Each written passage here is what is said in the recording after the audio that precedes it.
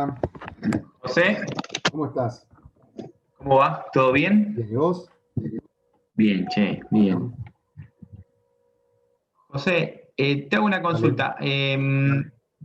Ahora tienen que entrar un par de personas, ¿no? Sí, Que van a moderar con vos, que van a disertar. Lorena Ablielín va a moderar la charla. Bien, Serían los joya. tres panelistas. Gonzalo Saglione va a exponer algo, que yo tengo el Ujú. power, no sé si te lo mando, si querés te lo mande ahora. ¿Pero lo expone él? No sé, ¿Lo presenta decime él? cómo querés que, si vos lo habilitás. No, si lo presenta, no es por el caso de él. Digo, si lo presenta quien lo está dando, mejor por el hecho de que si no tiene que estar continuamente el que sigue, y hay como una interlocución ahí media ¿Querés que lo rara. veamos ahora? Todos le dijimos a los tres panelistas que se sumaran 17:45. Hasta ahora el único que nos dijo que iba a exponer algo era él. Pero bueno, Gonzalo ya Está. estuvo en alguna actividad acá de la usina. Así. Sí, yo he estado con él en su momento en alguna charla, así que no hay drama, no te hagas problema. Y lo que hicimos, que No hay recién drama. le decía a Lorena, la idea sería, ya hace la presentación, 15 minutos cada uno. La Ujú. idea es que ella recepte las preguntas por el chat, no habilitar los micrófonos. Y 5 minutos cada uno para responder preguntas o algo en el tintero. Dicho sea de paso. Pasame el link a mí también, Gonzalo, porque me lo pide Miguel. José, ¿vos me lo pasás? A ver si puedo acá. Ahí lo paso, ¿eh?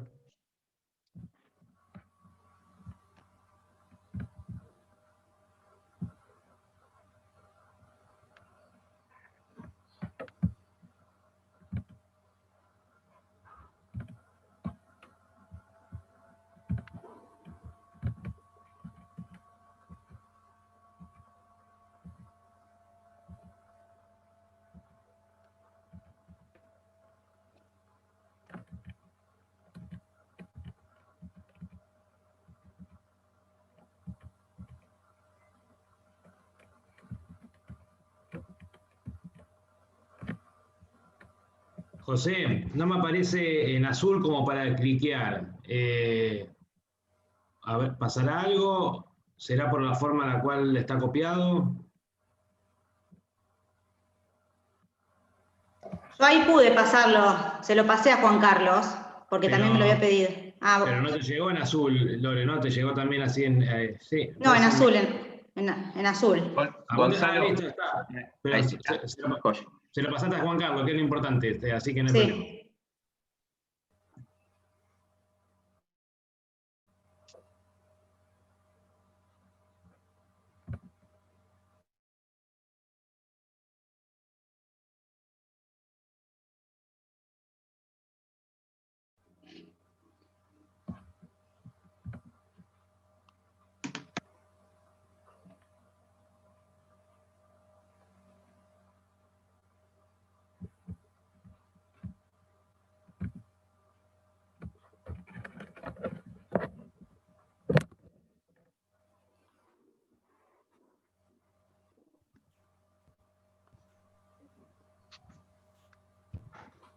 ¿Cómo terminamos el año, Marina? ¿Con elementos para ser optimistas? Antes de empezar la charla formal. Sí, por lo menos termina el año, lo cual no es poco, ¿no? Digo, Es el dato ¿qué más positivo. año? La verdad que si alguien hubiera dicho que iba a pasar todo lo que pasó a principios de año, digamos, era imposible. No, un año muy raro. La verdad que si querés, la principal noticia viene de afuera. Te diría que es la vacuna. Es Claro. la expectativa de que la vacuna le ponga fin a esto, en algún momento. Ahora, antes de ponerle fin, primero tenés un pico de contagios y volvés a tener cuarentenas por todos lados. Entonces convive de nuevo un escenario de cierre de las economías a nivel global, con impacto sobre el nivel de actividad global, con un escenario de hiperliquidez global, digamos, euforia de los mercados. Es raro. En ese mundo, bueno, nada rinde nada, o sea, todos los bonos basura rinden 4,5%. Los bonos basura, que son tan basura como los bonos de Argentina, así que en Argentina rinden 16%. Entonces, digo, si querés ese escenario, digo, si se lograra combinar la posibilidad de que la vacuna en Argentina contribuya a la inmunización antes de que tengas un rebrote del COVID, y el gobierno lograra empalmar con un acuerdo con el fondo que te permitiera recuperar los precios de los bonos y limitar la presión cambiaria, tenés alguna chance de que el año que viene normalice. Ahora, la verdad que puede pasar lo contrario, o sea, es muy difícil de ver cómo es ese juego. Por lo pronto te diría que lo que tenés es la dinámica cambiaria que a fines de octubre parecía que te llevaba puesto. Bueno, aflojó. O sea, aflojó yo creo que en gran medida por el movimiento de la política, en parte por la liquidez global.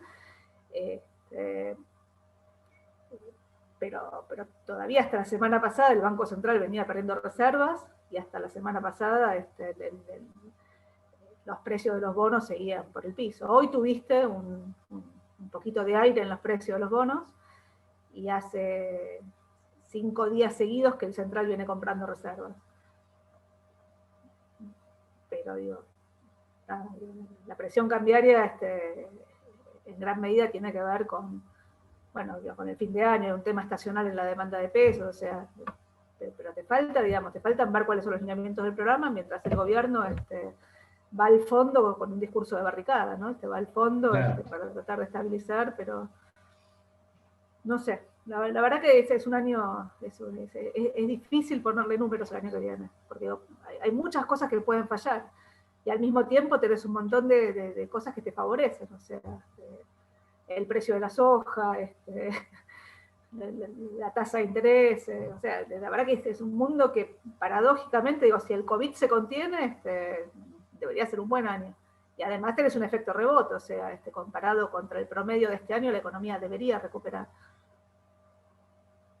¿Y ve factible que si hubiera acuerdo con el fondo se pueda llegar a acceder al mercado de capitales internacionales el año que viene? Argentina me refiero, aprovechar esa baja de tasas. A ver, yo creo que acuerdo con el fondo va a haber sin dudas, porque digo, el fondo no puede poner en el balance el moco de los 44.000 millones de dólares que le debe la Argentina. O sea, acuerdo va a haber. La discusión es qué es lo que hay dentro del acuerdo, o sea, qué combinación de programa fiscal, monetario y cambiario le exige el fondo a la Argentina detrás de este programa, y en qué medida ese programa, digamos, te permite derrumbar la tasa. Yo creo que derrumbar la tasa de los 16% que rinde hoy los bonos cortos a la zona de 10 deberías poder. O sea, que los bonos vuelvan a valer, no sé, 50, 55, digamos, de los 36, 37 dólares que valen hoy. Eso debería poder ocurrir, de nuevo, si lo enmarcas dentro de un programa que genere cierta credibilidad, digamos, dentro del mercado. En este mundo, donde, de nuevo, donde Brasil, viste, vale los bonos brasileros, que de valor nominal 100, vale 114 dólares. Y si la tasa de interés en Estados Unidos lleva a moverse, viste, de 0,90 a 1,15, te revienta ese precio. Entonces los bonos argentinos, digo, realmente están muy baratos en ese mundo. Ahora, que eso te permita volver al mercado de capitales, me parece, te diría que no. Tampoco lo necesitas, o sea, tampoco necesitas volver al mercado de capitales, pero sí, por ejemplo, el Banco Central podría intervenir para bajar la brecha, o sea, el Banco Central podría vender bonos en el mercado para bajar la brecha en forma contundente. La verdad es que si no bajas la brecha, esto no va ni para atrás ni para adelante. Hola Marina, ¿cómo estás? Hola, ¿cómo Gonzalo. estás? ¿Cómo Hola Miguel, ¿cómo ¿Qué estás? tal? ¿Cómo andan? Muy bien. Bien, todo bien, todo bien. Estaba escuchando atentamente. Hacíamos tiempo mientras esperábamos para arrancar, que no sé cuándo Lore nos va a indicar eso. Ahí en unos minutos arrancamos. Se están conectando, ingresando las últimas personas y ya arrancamos. La verdad que no se ve, a pesar de que ha transcurrido un año, no se ve nada claro en el horizonte de la política ni de la economía, ¿no? De la Argentina, por lo menos da la sensación de un gobierno que no ha logrado tomar el timón del barco y que, bueno, va improvisando distintos tipos de acciones y de medidas, pero sin un rumbo y sin una perspectiva de largo plazo, ¿no? Y a ver, digo, perspectiva de largo plazo en este contexto, digo, es medio difícil de pensar, ¿no? Digo, la verdad que la pandemia fue algo realmente inédito, o sea, yo creo que no existe otro experimento de haber sacado, digamos, un tercio de la población global del mercado de trabajo, de consumo y de la producción, o sea, es algo muy raro. Dicho eso, yo creo que el gobierno cuando llegó intentó estabilizar, o sea, intentó ir a un esquema de estabilización con sus más y sus menos, o sea, con la diatriba, con lo que quieras, pero digamos, intentó un esquema de 3 patas, que era la consolidación fiscal,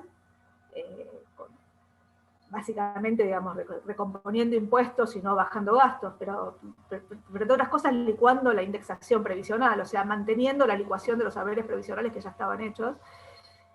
Lo segundo tenía que ver con manejar la puja distributiva, o sea, hacer que los salarios vayan con la inflación futura y no la pasada. Esas 2 cosas las hizo, y la verdad que se entrampó en la negociación de la deuda. Para mí el esquema de negociación, que como en Argentina somos todos tan exitistas, cuando finalmente terminás haciendo las cosas y salen, todo el mundo festeja, pero digo, la transición de esa negociación fue absurda. Digamos, desde el manejo de la deuda de pesos, la demora en la negociación de la deuda de dólares, haber puesto primero una oferta tan agresiva que después, o sea, terminaste armando una historia, digamos, para el manejo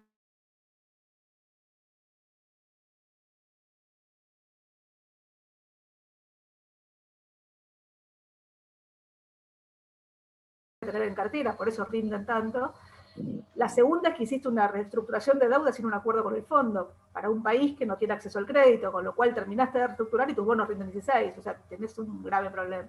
Y a eso se le metió la política, de la cual ustedes entienden mucho más que yo, pero digo, claramente es una coalición con sus propias internas, que no quiere tener el mote de ajustadora, pero si no ajusta, se la llevan puesta, y entonces digo, vas y venís, o sea, digamos, y además nos metimos en este lenguaje epistolar, donde de golpe todos nos enteramos por cartas, ¿no?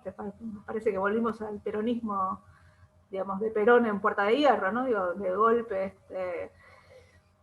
pasás mensajes por cartas. Yo qué sé, digo, es raro, o sea, están hoy metidos en un brete. O sea, la Argentina enfrentó una crisis de envergadura global sin crédito y sin moneda. Entonces, la emisión monetaria para financiar ese desequilibrio fiscal te está generando estragos.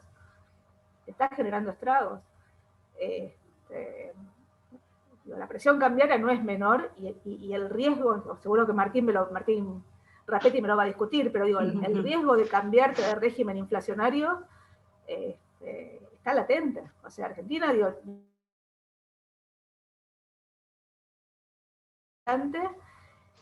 esa inflación, digamos, primero anclada en dólar y tarifas congelados,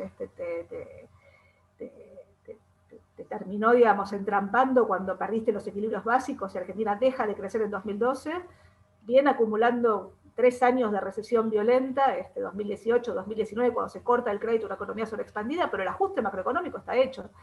Digo, ahora, ¿cómo estabilizás? A mi juicio requiere una generación de consensos que es muy difícil de imaginar, digamos, partiendo de un gobierno con tantas internas, y donde básicamente mi lectura es que el único objetivo que tienen es echarle la culpa del ajuste al gobierno.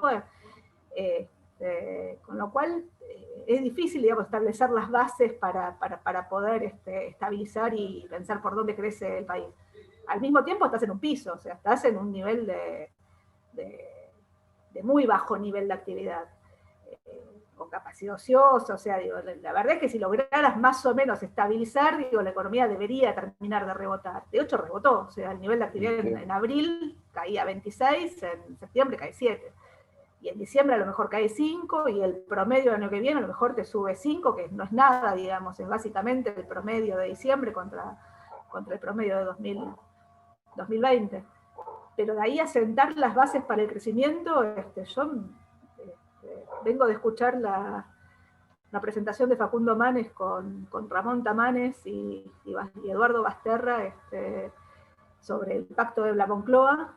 La verdad es que si no se genera algún tipo de acuerdo político, no económico, político, respecto respecto, digamos, a determinadas cuestiones básicas en la economía, la verdad que vamos a seguir derrapando. O sea, la historia argentina realmente es muy mediocre en términos de tendencia y con un ciclo que asusta. Perdón, no quiero interrumpir, pero si les parece, así arrancamos y bueno, después te escuchamos atentamente, Marina, todas las cuestiones que nos ibas contando recién. Yo en primer lugar quiero agradecer a todos por la presencia, por estar presentes en esta actividad organizada desde la Usina Social, el Centro Cultural Demos y Los Molinos, espacio de encuentro. Agradecer a todos los que están hoy presentes, también agradecer a los expositores que han aceptado muy amablemente ser parte de este encuentro para analizar la economía que viene, agradecerle también al presidente de la usina que está presente, Miguel Lifchit. Si bien la usina se encuentra físicamente en Rosario, Demos en Santa Fe y Los Molinos en San Jorge, estas tres instituciones convocantes tienen en común ser espacios sociales que promueven la participación, promueven el debate y el encuentro entre organizaciones públicas y privadas, académicos, investigadores e instituciones de la sociedad civil para generar propuestas y soluciones a los diversos problemas que hoy atraviesa nuestra sociedad. En particular, esta actividad pretende analizar la realidad económica de nuestro país desde las variables macroeconómicas, en un contexto internacional altamente volátil y de dificultades para nuestro país poder acceder al mercado de capitales, atendiendo también a los compromisos de deuda venideros y la inestabilidad cambiaria que nuestra economía registra. Un poco comentarles la modalidad de la actividad, de las exposiciones. Cada expositor tendrá 15 minutos para exponer y luego abrimos la ronda de preguntas a través del chat. Que bueno, se la vamos a ir leyendo a cada uno de los expositores. Va a arrancar la disertación Marina Dalpolleto. Marina es economista de la UBA, máster en políticas públicas de la Universidad Torcuato Di Tella, fue subgerente de análisis macroeconómico del Banco Central de la República Argentina y jefa de asesores de la Secretaría de Política Económica del Ministerio de Economía. Consultora del Banco BID, de la Comunidad Europea y UNICEF. Es consultora económico-financiera, codirigió el estudio Bain y asociados hasta el año 2017, cuando se transformó en EcoGo Consultores. Actualmente es directora ejecutiva de EcoGo Consultores. Marina, te damos la palabra. Bueno, primero, muchas gracias por la invitación, por la reincidencia en la invitación.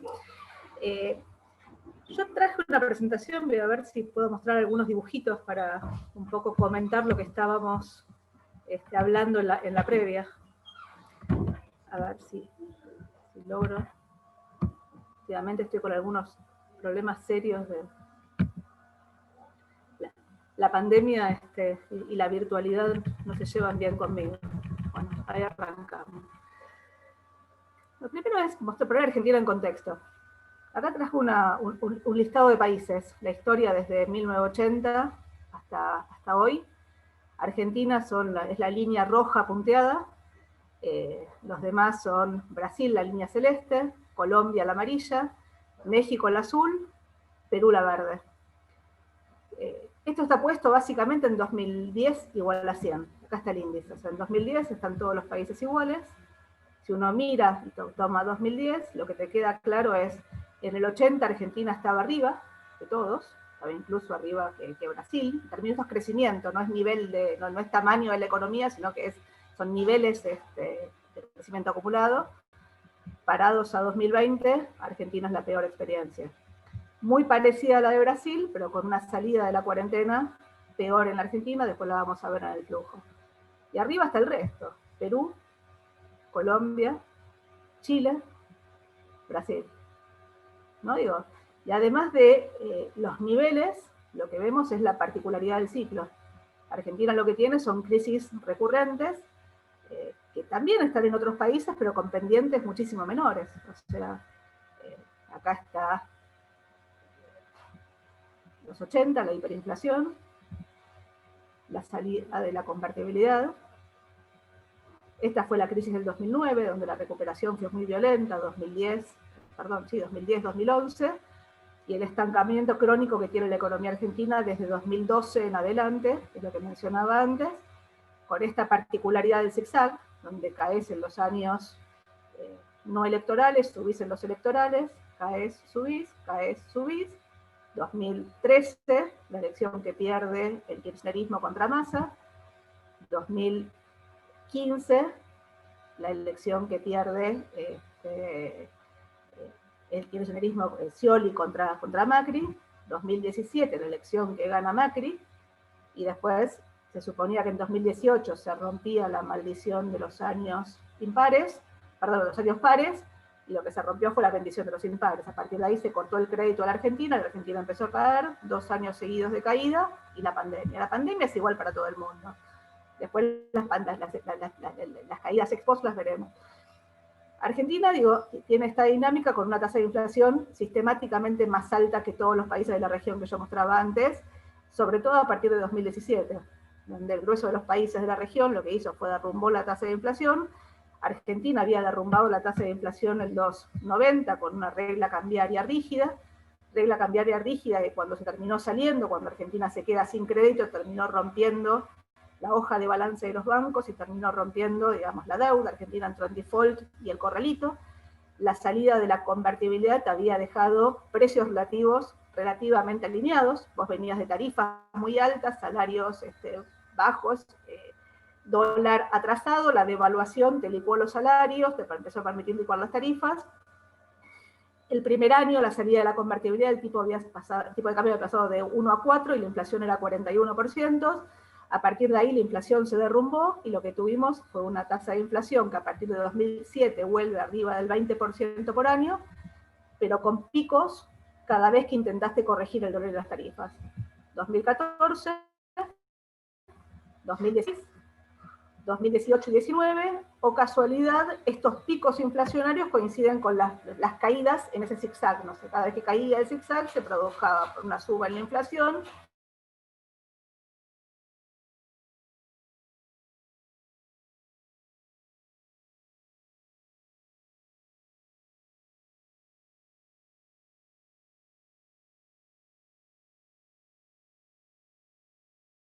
Y la contracara de esa suba dinámica en términos, básicamente acá lo que pusimos fueron los precios relativos de la Argentina. El tipo de cambio oficial, al lado el contado con liquidación, la tasa de interés. Y del otro lado pusimos el salario y la jubilación mínima. El índice lo arrancamos en 2006. 2006 igual a 100. Está acá, 2006 igual a 100. ¿Por qué lo arrancamos en 2006 igual a 100? Porque en 2006, después de lo que había sido la devaluación o la salida de la convertibilidad, los salarios habían vuelto al mismo nivel que tenían en términos de capacidad de compra en 2001. Fíjense, el índice de salarios en 2001 era 52, la inflación 52, 100 en 2006, 100. Fíjense que las jubilaciones habían recuperado mucho más, eran 31 el índice, van a 100, se multiplicaron por 3, cuando salarios e inflación se multiplicaron por 2. ¿Sí? Y las tarifas se mantuvieron totalmente ancladas, venías de tarifas muy altas en la convertibilidad, y el dólar, que había subido el primer año con la devaluación de 32 a 113, baja, tocó 4, baja a 2,80 y se mantiene prácticamente congelado hasta el 2006. ¿No? Este fue el éxito del modelo. El éxito del modelo te permitió recuperar el salario real a 2006 y cuando uno lo mira en 2015, los salarios se habían multiplicado por 9. Fíjense acá, salarios por 9.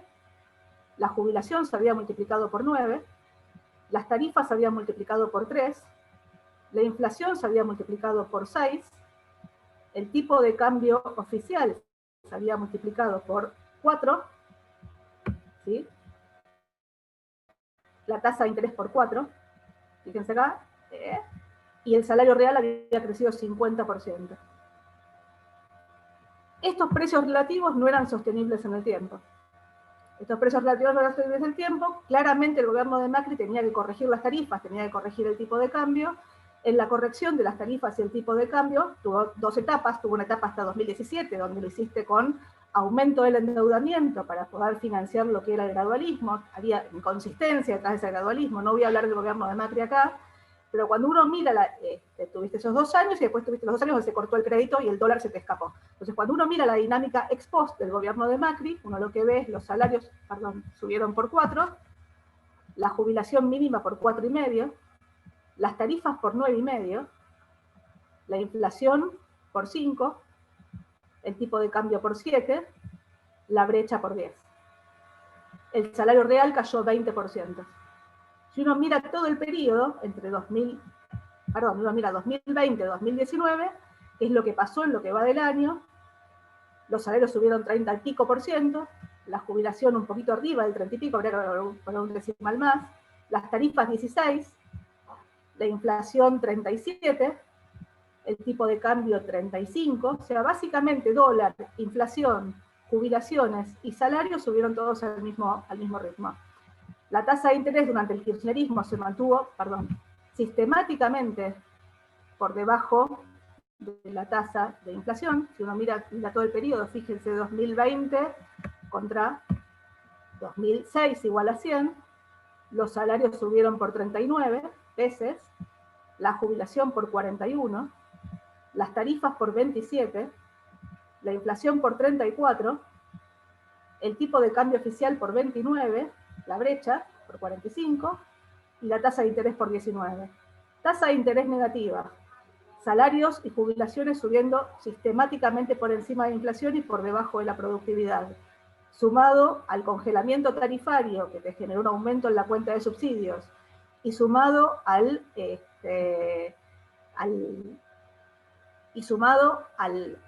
aumento en la cantidad de jubilados que quedaron en manos de la nación, 3,5 millones de jubilados que se jubilaron dentro del esquema de la moratoria previsional. Bueno, lo que terminaste es pasando el gasto público de la zona de 20 y pico % del PIB a la zona de 41. La presión impositiva también subió de la zona de 19 puntos del PIB a la zona de 26, pero Argentina perdió el superávit. Cuando uno mira la dinámica, Argentina tenía superávits gemelos en el año 2004-2005, los mantuvo hasta el 2009, después de la crisis financiera internacional, Argentina entra en déficit, la pelea con el Banco Central es en 2010, el arredrado del Banco Central, y Argentina entra en un déficit crónico del sector externo, que coincide, o casualidad, con el estancamiento de la economía a partir de 2012, y también con el estancamiento del sector externo, o sea, la balanza comercial, que era muy superavitaria, la salida de la convertibilidad, donde el salario, donde la competitividad argentina estaba basada en salarios muy bajos después de la devaluación, en la medida que el salario empezó a subir sistemáticamente, y el modelo era básicamente impulsar el salario, impulsar las jubilaciones, impulsar el gasto público, y usar la tasa de interés en forma negativa, lo que te permitió es crecer a tasas chinas desde el 2003 hasta el 2011, con el traspié de la crisis financiera internacional del 2008-2009, y a partir de ahí la economía se estancó. Lo que tuviste fue un cambio en la distribución del ingreso que no era sostenible. Cambiar esa distribución del ingreso era un problema gigante, porque de nuevo, digamos, la sociedad lo que quería era recuperar las ventajas de las tasas de crecimiento chinas. Lo que no quería era pagar los costos que requería la estabilización, y la estabilización requería cambiar esa distribución del ingreso. Finalmente, la novedad es que Macri cambia esa distribución del ingreso. Cuando uno mira la caída en los salarios reales y uno mira la caída en las jubilaciones, de alguna forma ese cambio en la distribución del ingreso se produce, y el ajuste del sector externo también se produce. Cuando uno mira los desequilibrios básicos, esto está puesto en forma trimestral, el gobierno de Macri tuvo una cuenta corriente que llegó a ser 5 puntos del PIB en déficit de cuenta corriente. Cuando se devalúa y el producto pasa de 600.000 millones a 400.000, el déficit de cuenta corriente pasa a ser 8 puntos del PIB negativo, y el déficit fiscal era 5 puntos del PIB. Al final del gobierno de Macri, 2018 y 2019, el ajuste del sector externo como contracara del desplome en el salario, y el desplome en el consumo, y el desplome en las importaciones, Argentina pasa a tener superávit en las cuentas externas, y el ajuste del sector público también se produce, fundamentalmente se produce un tercio de esa corrección fiscal, se produce licuando los saberes jubilatorios como contracara de la aceleración inflacionaria montada sobre el cambio local. El gobierno intenta consolidar las cuentas fiscales, y la Ley de Solidaridad Social y Reconversión Productiva en el arranque de esta gestión lo que tendió a hacer fue cambiar la indexación previsional por un año, mantener la discrecionalidad, hacer que las jubilaciones se muevan en función de la inflación, de manera tal de poder sostener en gran medida la corrección fiscal que se había logrado durante los últimos años del gobierno de Macri. Y ese fue, si quieren, el arranque de este esquema, que incluía además el manejo de la puja distributiva, era conseguir que los salarios se negocien con la inflación futura y no con la inflación pasada, y requería fundamentalmente una reestructuración de la deuda, dado que Argentina se había quedado sin acceso al crédito y no podía seguir pagando con reservas, una vez que se te había caído también el acuerdo con el Fondo Monetario. La dilación en el manejo de la deuda, a mi juicio, terminó generando muchos costos, sobre todo el manejo de la deuda de pesos. El gobierno arranca con una deuda de pesos que había sido reperfilada por el gobierno de Macri, con bonos que valían 30 y estaban fuera de los balances de los bancos, y eso le hubiera permitido estirar los plazos y resolver, digamos, el grueso del problema. La mitad de los vencimientos en 2020 eran de pesos. Eso no lo hizo, dilató la negociación de la deuda de dólares y vino la pandemia. Cuando viene la pandemia, tuvimos distintas estadías. O sea, la pandemia fue algo totalmente inesperado. En enero, el Fondo Monetario proyectaba que la economía global iba a crecer 3%.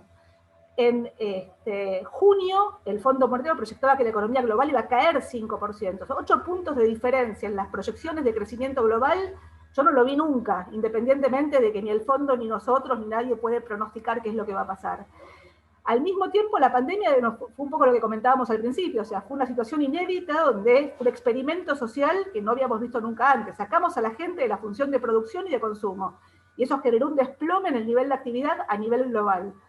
Inicialmente, la pandemia, con el pico de los contagios, lo que generó fue una corrida financiera a nivel global. Cuando uno mira a fines de marzo, principios de abril, lo que tuvimos fue una toma de ganancia en los mercados que parecía que tenía implicancias sistémicas, como había tenido la crisis financiera anterior, y lo que tuvimos ahí fue un rapidísimo accionar del mundo desarrollado. En mayo, todos los países vecinos fueron al Fondo Monetario a pedir la línea de liquidez flexible. En junio, todos los países vecinos fueron al mercado y volvieron al mercado. La semana pasada, hace 2 semanas atrás, Perú, que había ido en mayo a pedir la línea de liquidez flexible, y después de haber cambiado en una semana 3 veces el presidente de la Nación, volvió al mercado de crédito y colocó un bono a 100 años levemente arriba del 3%. Grecia tiene tasas de interés negativas. Nigeria tiene tasas de interés negativas. O sea, estás en un mundo donde la liquidez volvió. La liquidez vuelve sobre todo a partir del cambio, de la elección en Estados Unidos. Gana Biden, y fundamentalmente al día siguiente de que gana Biden aparece la vacuna. Y con la aparición de la vacuna pasan 2 cosas. Pasa la expectativa de que la vacuna en algún momento va a permitir que la normalidad vuelva, pero mientras la vacuna y se empiezan a vacunar, entonces la foto es la primera británica a la cual estás vacunando, lo que estás viendo detrás de eso es el pico de contagios en el mundo desarrollado, las economías volviéndose a cerrar, y probablemente un impacto adicional sobre el nivel de actividad que lo vamos a ver en los próximos meses, o sea, cuando veamos la estadística de los próximos meses. O sea, todavía esto es un escenario donde los 3 impactos del COVID sobre la salud, sobre el nivel de actividad y sobre las variables financieras no van todos de la misma mano. Cuando uno mira el impacto sobre la economía global, perdón, la economía, acá traje América Latina, es el mismo gráfico, pero entre crisis. Yo lo que quiero mostrar es que, independientemente del nivel donde estaba, esto es Perú, esto es Argentina, esto es Brasil, base la crisis financiera anterior igual a 100, 2009, todos se desplomaron y todos rebotaron. O sea, y si uno mira los datos del mundo en general, o sea, cuando la cuarentena se hizo estricta, los desplomes eran inéditos. Cuando la cuarentena se empieza a cerrar, el rebote se produce. En el caso de Argentina, quiero mostrar este número, Argentina en abril caía 25%, el último dato publicado, septiembre, cae 7%. Esta es la proyección que tenemos para el año, en promedio una caída del 10%, solamente asemejable a lo que pasó en 2002, en la crisis financiera de 2002. Ahora, manteniendo el nivel de diciembre contra el promedio del año, que incluye un abril donde el nivel era 100, contra diciembre 132, y un arranque del año que era 141, esto te da una rata estadística en la zona del 3,7%. Entre 3 y 4% de crecimiento el año que viene, simplemente por mantener el nivel de actividad una vez que rebotaste. Y acá quiero decir 2 o 3 cosas. La dinámica fiscal, lo mismo, o sea, todo el mundo generó un salto en el agujero fiscal, ni que hablar del mundo desarrollado. En Estados Unidos la tasa, el déficit fiscal son 16 puntos del PIB, ni que hablar a Europa. Acá son los países de América Latina. Las barras rojas es lo que se proyectaba en enero de 2020, las barras verdes es lo que se proyecta hoy en octubre de 2020. Fíjense Argentina, este es el déficit financiero del Latin Focus, esto es Brasil, 16 puntos de déficit fiscal. Bolsonaro en abril, cuando Alberto Fernández era Gardel, en el manejo de la pandemia con la cuarentena estricta, estaban todo puesto sobre Bolsonaro. Bolsonaro hoy, con el mayor programa de transferencias de ingresos a las familias, inclusive mayor que el que hizo Lula con el Bolsa Trabajo, Bolsonaro, digamos, tiene un pico en las encuestas de popularidad. 16 puntos de déficit fiscal, política fiscal y monetaria extraordinariamente expansiva. La principal diferencia entre Brasil y Argentina, Chile, Colombia, saquemos Ecuador, que Ecuador acaba de ir a un acuerdo con el fondo, es que ninguno de estos países, todos estos países tienen acceso al crédito y todos estos países tienen moneda. Argentina, el salto en el agujero fiscal, los niveles azules son el déficit del año pasado, las líneas, las barras naranjas, es el déficit de estos meses, fíjense, arranca en abril, mayo, junio, julio, pico de la pandemia, casi un pico, un punto de déficit fiscal, julio, agosto, septiembre, pasamos de medio punto del PIB a casi 7 este año. Ahora, estos 7 puntos del PIB se financiaron con emisión monetaria, 1,7 billones de pesos de emisión monetaria que te terminaron duplicando los pasivos remunerados, los pasivos del Banco Central, entre base monetaria y pasivos remunerados. Y estás en un nivel de pasivos remunerados a PIB que se acerca a lo que había sido el pico de pesos en la economía en el arranque de la corrida, en la previa al arranque de la corrida contra el peso. La principal diferencia en ese momento, había muchas más LEVAX y menos base monetaria que lo que hay hoy. La segunda gran diferencia es acá no había controles de capitales, había libre movilidad de capitales, acá tenés controles de capitales, con lo cual acá la presión estaba sobre el tipo de cambio oficial, acá la presión la tenés sobre la brecha cambiaria. Ahora, la brecha cambiaria te está generando un no funcionamiento de la economía. O sea, la brecha cambiaria te genera esta situación. Hoy tenés, yo decía antes, precios relativos más alineados, un tipo de cambio oficial, que uno podría decir no está mal, o sea, hoy al tipo de cambio oficial la Argentina es competitiva, después podemos discutir los problemas estructurales de competitividad, la presión fiscal y demás. El problema es la brecha, el nivel de la brecha cambiaria, aún después de la corrección que tuvimos, donde la brecha pasó de 130% a la zona de algo abajo del 60%, estás en un nivel de overshooting, estás en niveles similares a los que habías tenido a la salida de la convertibilidad, donde acá Argentina era competitiva con China. Uno puede decir claramente la competitividad acá no es lo mismo que la competitividad acá por la estructura, pero no importa, lo que digo es, hoy no tenés un problema de tipo de cambio oficial, tu problema es la brecha te sigue vaciando el Banco Central. Los exportadores no liquidan, los importadores te anticipan la compra, sobrefacturan importaciones, subfacturan exportaciones, y la presión sobre el Banco Central continúa. Cuando uno mira... Marina, perdón que yo interrumpa, pero quedan unos poquitos minutos para que puedas ir cerrando y respetemos. Perdón, sí. Dale.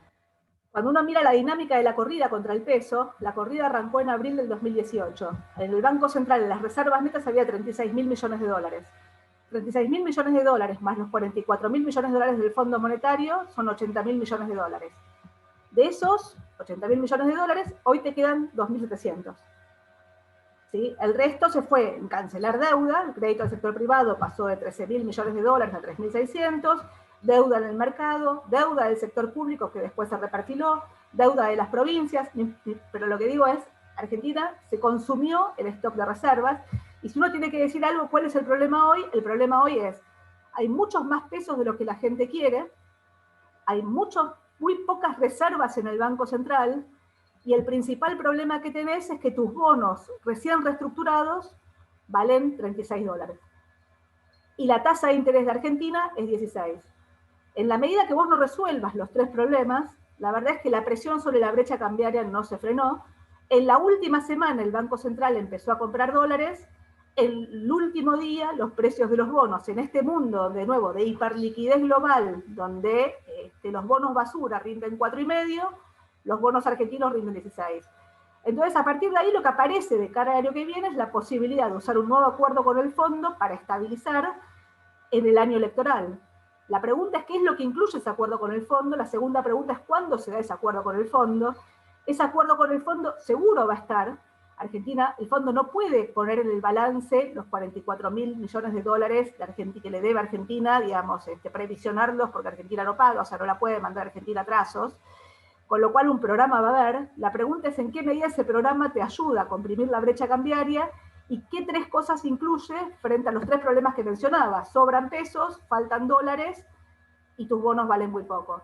La pregunta es si el programa te puede ayudar a mejorar los precios de los bonos, que eso te permitiría recapitalizar en parte al Banco Central, fundamentalmente con el Banco Central vendiendo bonos en dólares de la cartera, retirando pesos de la economía.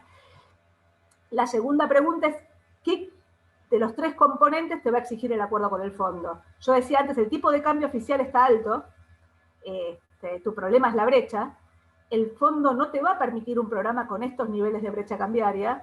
Para comprimir la brecha cambiaria vos vas a necesitar una combinación de ajuste fiscal, partiendo de los 6,5 puntos, 7 puntos de este año, una combinación de ajuste monetario, la tasa de interés hoy te quedó corta frente a la inflación en el margen, 3,8% el mes pasado, y la tercera cosa es si el fondo te va a exigir o no te va a exigir un nuevo salto cambiario del tipo de cambio oficial para comprimir la brecha.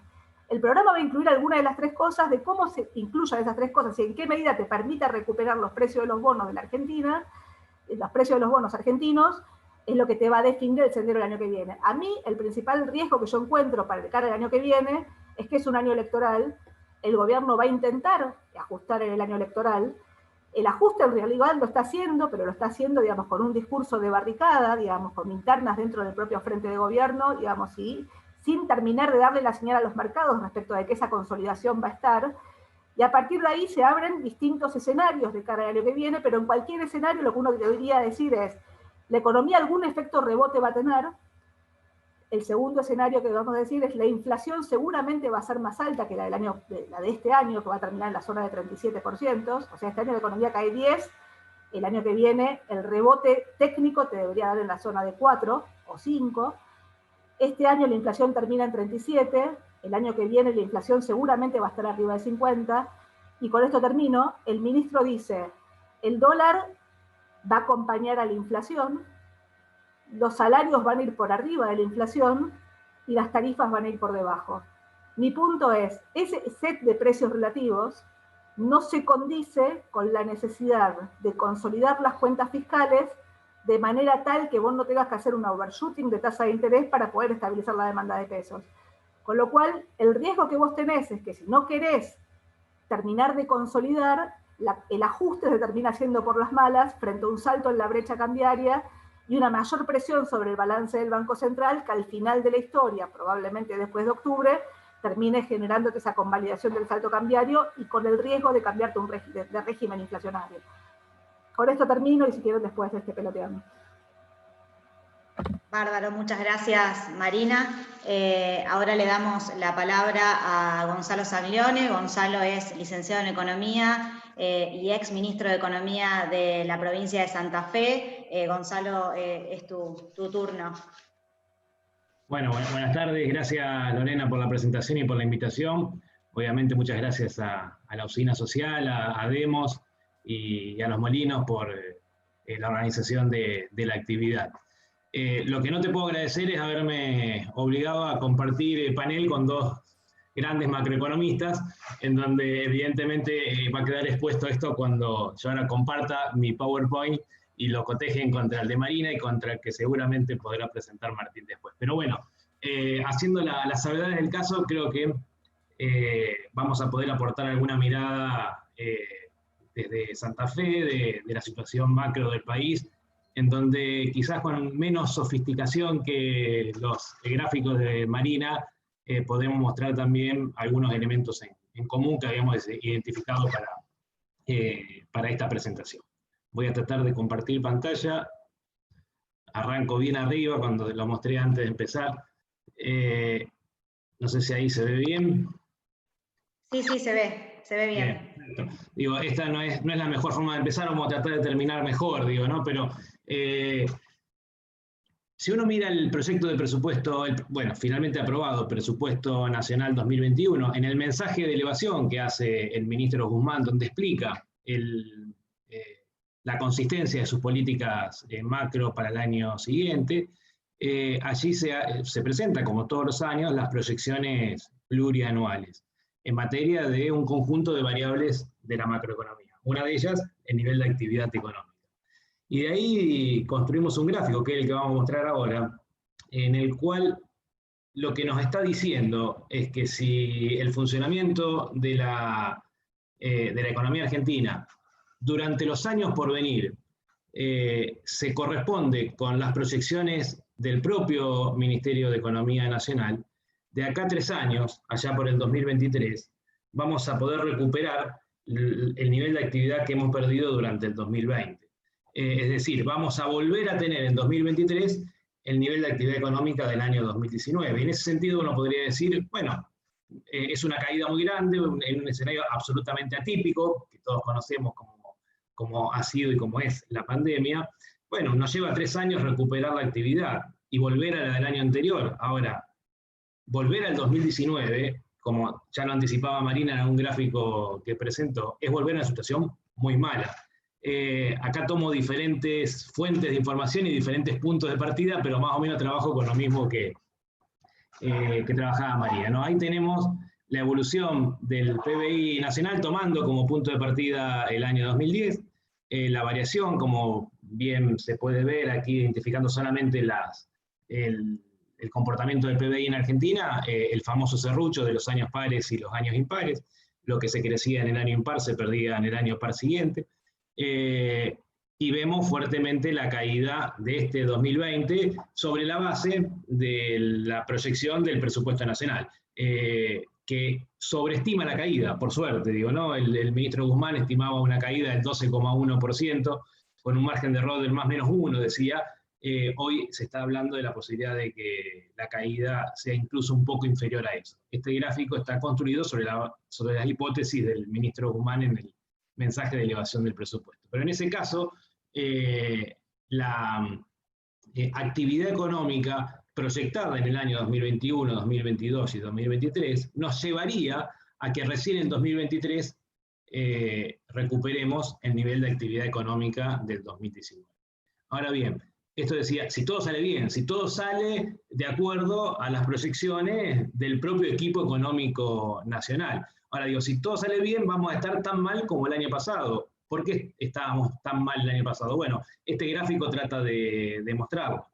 Tuvimos una década, no sé si se llega a ver la finalización del gráfico del año 2019, yo veo las imágenes de ustedes, pero en el año 2019, pre-pandemia, el nivel de actividad económica de Argentina, esta serie está construida con datos del Banco Mundial, muy similar a los que presentó Marina, nada más que ella partió de base 100 en otro año, digamos, ¿no? Pero en el año 2019 tuvimos un nivel de actividad apenas un 3% más alto que el del año 2010. Y cuando lo comparamos con las economías de los países vecinos, vemos que claramente nuestro país fue el que evidenció el peor comportamiento a lo largo de la década. Claramente quedamos muy rezagados en comparación a cualquiera de las economías vecinas, donde más fuertemente se observa eso es con respecto a Bolivia, que creció en una década, en 9 años en realidad, del 2010 al 2019, un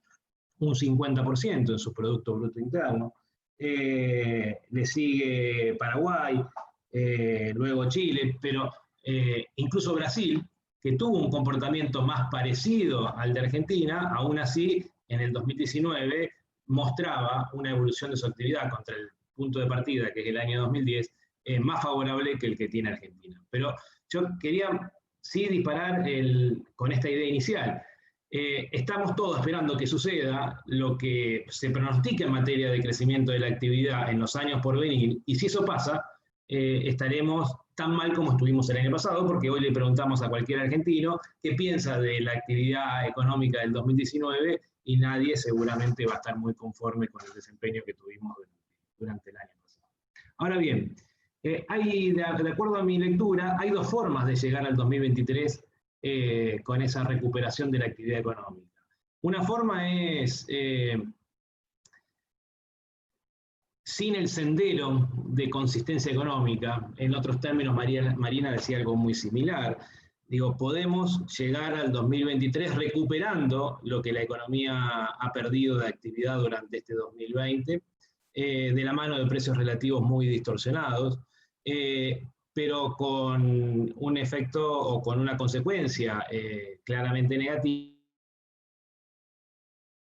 que si procedemos de ese modo, simplemente tendremos recuperación y no tendremos un crecimiento sostenible. Porque de algún modo lo que nos está mostrando el gráfico anterior es que si no vamos a los problemas reales, estructurales, que llevaron a que la economía argentina del 2010 al 2019 claramente se haya mostrado estancada, con crecimientos y caídas consecutivas, pero en una mirada a largo plazo, claramente fue una década de estancamiento económico. Digo, si no vamos a resolver los problemas estructurales que llevaron a ese estancamiento, la recuperación que vamos a tener necesariamente el año que viene y los años por venir muy probablemente, recién Marina lo expresaba, planteaba un rebote piso del 4% de crecimiento de la actividad para el año que viene. Digo, si no hacemos un diseño de los equilibrios macroeconómicos, un diseño de la política macroeconómica que permita equilibrios macro en lo monetario, en lo fiscal, en lo externo, esa recuperación de la actividad no se va a poder sostener en el tiempo y en definitiva, un poco lo que pregunto acá es, ¿apenas tendremos recuperación de la actividad económica o estaremos iniciando un periodo de crecimiento similar al que tuvimos a la salida de la última gran caída de la actividad económica, como fue en 2002, en donde tuvimos un periodo con la sola interrupción del 2008-2009, un periodo de crecimiento sostenido durante casi una década. Y ahí planteo dos elementos que creo fundamental estar observando en cuanto a las variables de la política económica, para poder discernir si el crecimiento de la actividad que vayamos a tener en los meses por venir, en los años por venir, podrán ser sostenibles o nuevamente estaremos repitiendo los errores del pasado. ¿Cómo se va a encarar el frente fiscal y cómo se va a encarar el frente externo? Digo, en lo fiscal está claro que la magnitud del déficit que el nivel nacional de gobierno tuvo durante el presente ejercicio, que va a tener durante el presente ejercicio, está por debajo del de otras muchas economías del mundo. Ahora bien, está claro que el efecto macroeconómico que el financiamiento de ese déficit en Argentina genera es mucho más pernicioso que el déficit financiado de otro modo que ese déficit genera en otras economías. Lo planteaba Marina también, y voy a acudir a los gráficos de ella.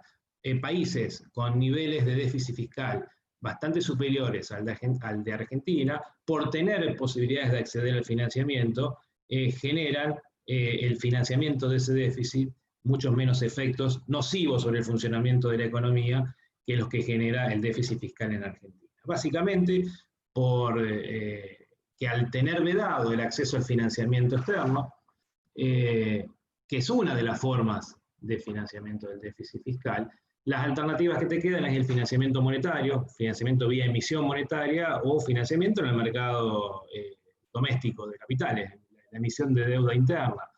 En un mercado de capitales absolutamente pequeño en Argentina, en donde todos los pesos que capta el Estado para financiar su déficit tienen un impacto sobre la tasa de interés a la cual pueden financiarse las empresas del sector privado, generando un efecto Claudinau, ¿no? Un efecto de desplazamiento, encarecimiento del financiamiento de la inversión privada. Y por otra parte, la alternativa al financiamiento mediante deuda doméstica, que es el financiamiento a través de la emisión monetaria, sabemos que genera presión inflacionaria. No voy a entrar en la discusión sobre la interpretación monetarista o no de la inflación, cuáles son las causales de la inflación. Ahora, lo que todos reconocemos es que en algún momento del tiempo, más temprano o más tarde, según cuáles sean los elementos estructurales de la economía que permitan retrasar o no ese impacto, mayor emisión de pesos. Si no se corresponde con mayor demanda de dinero, necesariamente termina impactando sobre los precios, termina generando presiones inflacionarias. El otro frente, digo, es el externo, un equilibrio macroeconómico necesario para poder avanzar hacia un escenario de inicio del crecimiento económico y no una simple recuperación de la actividad perdida, requiere ir generando mecanismos que permitan equilibrios en el sector.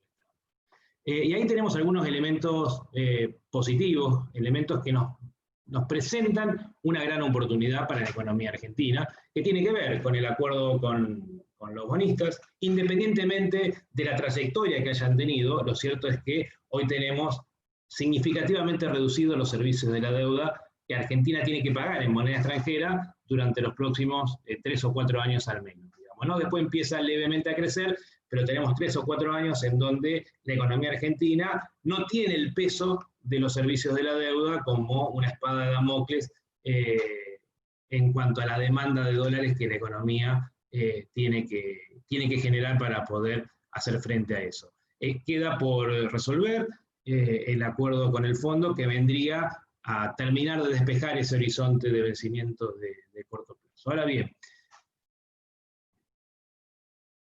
no vamos a tener la necesidad por varios años de disponer divisas para pagar servicios de la deuda externa, en virtud del acuerdo ya alcanzado con los bonistas y en virtud del acuerdo que todos esperamos que se alcance prontamente con el Fondo Monetario. Ahora bien, esto no nos va a resolver otros dos problemas que sí son estructurales de la economía argentina y que sí nos acompañaron durante la década pasada, del 2010 al 2019, como veíamos, que son, por un lado, el atesoramiento en dólares, concretamente el ahorro de los argentinos que sale del sistema económico y que no vuelve a través del sistema bancario o del mercado de capitales para financiar actividad económica en Argentina. Eso tiene un doble efecto. Por un lado, desde ya, la propia fuga de capitales, es decir, una producción, que es un ingreso que se genera en el sistema económico, sale del sistema económico y no vuelve al mismo. Y por otra parte, esa demanda de divisas genera una presión alcista en el tipo de cambio, con los impactos que sabemos que este tiene luego sobre el nivel de precios. El otro problema estructural del sector externo de la economía argentina tiene que ver con la competitividad de nuestras exportaciones o de nuestra producción nacional para competir con las importaciones.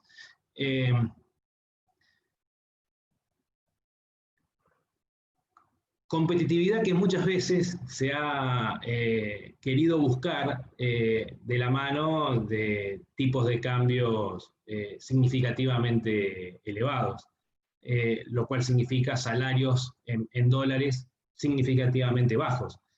Marina mostraba los altos niveles de superávit de la cuenta corriente del 2012 en adelante en la economía argentina, con salarios en dólares efectivamente muy bajos. Ahora, no sé si es sí.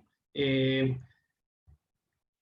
a mi entender no es consistente en el tiempo, porque vos podés lograr una competitividad externa de la mano de un tipo de cambio real alto, pero simultáneamente eso supone salarios reales bajos y en consecuencia baja capacidad de consumo de la población. Y la economía termina fallando, termina dejando de crecer, por la baja dimensión que adquiere uno de los componentes más importantes de la demanda global, como es el consumo. Ahí creo que cierro con esto.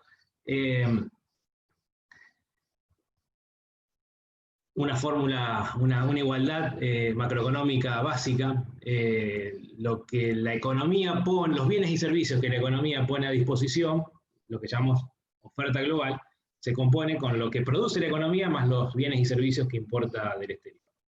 Eso está de un lado de la igualdad. Del otro lado, eso se corresponde o es igual a lo que esa economía consume, ya sea su sector público o su sector privado, a lo que esa economía invierte y a lo que esa economía exporta. Y suelo decir que en los últimos 10 años, en ese periodo de estancamiento, hubo un momento del tiempo, los primeros años, donde parecía que se priorizaba en el diseño de la política económica un modelo que apuntara a hacer crecer el PBI de la mano de una estimulación del consumo.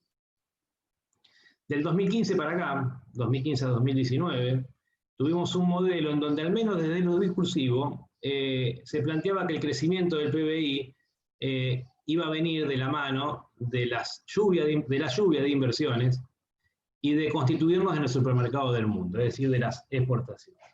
La verdad que los números muestran claramente que ambos modelos, si podemos atribuirle el título de modelos, han fracasado, porque tuvimos estancamiento con los modelos que alimentaron el consumo, como aquellos que pusieron el eje del diseño de la política económica en estos otros dos componentes de la demanda global, las inversiones y las exportaciones. Y en ese sentido, desde mi opinión, debemos buscar un diseño de política económica que apunte a hacer crecer el Producto Bruto, el nivel de actividad de la economía argentina, lo que los argentinos producimos, de la mano del crecimiento armónico de los tres componentes de la demanda agregada, de los tres componentes de la demanda global de la economía. Para que el consumo crezca, no hay otra forma sostenible de crecimiento del consumo si no es con salarios reales crecientes. Y los salarios reales no pueden ser crecientes indefinidamente en el tiempo si no aumentamos la productividad. Entonces creo que esta es una discusión fundamental que tenemos que darnos en la economía argentina, que tiene que ver con los mecanismos a través de los cuales aumentamos la productividad del sector público y del sector privado. Y obviamente este concepto dispara discusiones de las más amplias, digamos, ¿no? Discusiones que tienen que ver hacia los propios diseños institucionales, que tienen que ver hacia los marcos regulatorios, que muchas veces incrementan costos y no generan valor o no agregan valor. Tenemos que darnos una discusión en serio sobre la productividad media de la economía argentina y cómo logramos mejorar la misma, cómo logramos sostener un crecimiento de la misma a lo largo del tiempo, porque es la única forma, a mi entender, a través de la cual se puede sostener un consumo creciente, un consumo doméstico creciente en la economía nacional de la mano de salarios reales en aumento. Las inversiones dependen de un montón de elementos. Perdón, Gonzalo, yo interrumpo, pero tenemos que ir cerrando la idea para darle paso al próximo expositor, perdón. No, por favor, ya cierro. Las inversiones, decía, dependen de un montón de elementos, las expectativas desde ya. Yo cuando invierto es porque como empresa quiero reducir costos para aumentar mi rentabilidad, o porque creo que voy a tener un crecimiento de la demanda que no estoy pudiendo atender. Ahora, para que haya inversiones, tiene que ser más atractivo la rentabilidad que esa inversión me propone, que me permite estimar, que la tasa a la cual voy a financiar los capitales que requiero, el acceso a los capitales que requiero para poder llevar adelante esa inversión, cotejado contra la tradicional forma de acumulación de capital de los argentinos, que es el atesoramiento en moneda extranjera. Y cierro, porque Lore me apuró, que el otro componente, ahí voy a mezclar las exportaciones netas que llamamos, ¿no? El monto de exportaciones menos importaciones, depende de la competitividad externa. Y si queremos lograr competitividad en la mano de un tipo de cambio alto, lo vamos a hacer con salarios bajos y no va a ser sostenible en un crecimiento de la actividad porque el consumo se va a ver reducido. Entonces, para poder lograr competitividad externa sostenida en el tiempo, vuelvo con lo mismo, necesitamos poner el eje en la productividad de la economía. Muchas gracias, quedo abierto para las preguntas que vengan luego. Bueno, muchas gracias, Gonzalo.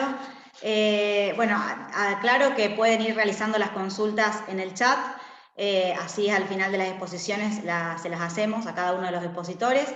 Y ahora le vamos a dar la palabra a Martín Rapetti. Martín Rapetti es economista, docente e investigador del CONICET, fue director del Programa de Desarrollo Económico del CIPEC y director de la Maestría en Economía de la UBA. Ha sido consultor de organismos internacionales como el BID, Unido, CEPAL y el G24. Y aclaro también que Martín tiene un compromiso, así que probablemente después de su exposición se tenga que retirar. Así que bueno, Martín, te escuchamos. Bueno, Lorena, gracias. ¿Me escuchan bien? ¿sí?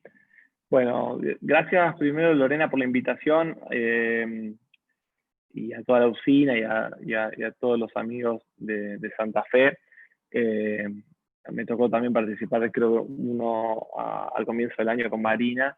Yo diría que la primera vez que me invitan puede ser un error, ya la segunda toma el carácter de vicio o adicción. No, pero para mí es un placer estar acá con ustedes. También es un placer tener la suerte de que hayan expuesto Marina y Gonzalo antes, porque